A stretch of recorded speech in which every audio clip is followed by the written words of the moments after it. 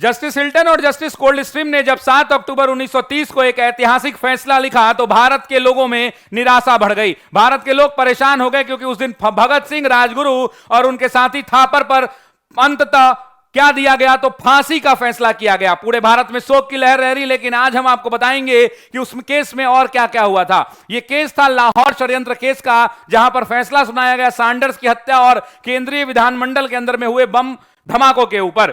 अगर हम बात करें तो आपको पता है कि सरदार भगत सिंह को फांसी की सजा दी गई, जबकि उनके मित्र जो हुआ करते थे श्री जितेंद्र नाथ दास, वो जेल में ही मर गए थे। जबकि बटुकेश्वर दत्त को जो है कम एविडेंस यानी लैक ऑफ एविडेंस के कारण क्या कर दिया गया, तो उनको जेल से इस केस से बरी कर दिया गया था। लेकिन इतना तो आप जानते होंगे, लेकिन ये वाले आंकड़े आपके पास नहीं होंगे जो मुझे बताना है। अगर मैं राजगुरु की बात करूं दोस्तों, तो आपको पता है कि राजगुरु जो है इनको फांसी की सजा दी गई, जबकि सुखदेव भी फांसी के साथ को चूम गए थे फंदों को। आपको पता है कि फांसी का जो फैसला है वो 24 तारीख को फांसी देना था, 24 मार्च को, लेकिन 24 मार्च के बजाय एक दिन पहले ही 23 मार्च को रात्रि 7:30 बजे, 23 मार्च 1930 को रात्रि 7:30 बजे फांसी के फंदों को ये तीनों वीर चूम गए थे। उसी केस में एम किशोरीलाल को ट्रांसपोर्टेशन फॉर लाइफ दिया गया। बहुत लोग नहीं जानते हैं कि ट्रांसपोर्टेशन फॉर लाइफ क्या होता है, तो मैं आपको बता दूं, ट्रांसपोर्टेशन फॉर लाइफ अंग्रेजों के जमाने में उम्र कैद, मतलब जब तक आप जीवित हैं तब तक आप जेल में ही बंद रहेंगे,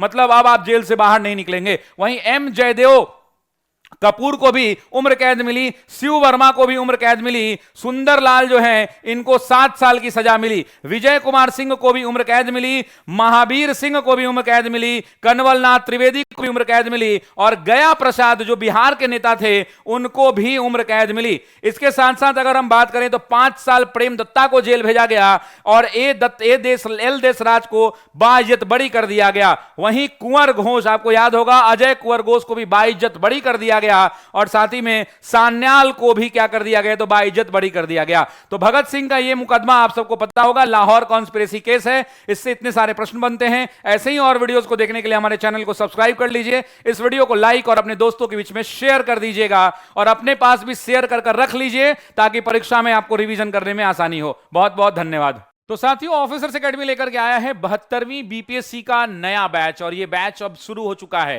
तो आज ही जुड़िए द ऑफिसर्स एकेडमी के साथ और डिप्टी कलेक्टर और डीएसपी बनने के सपनों को पूरा कीजिए।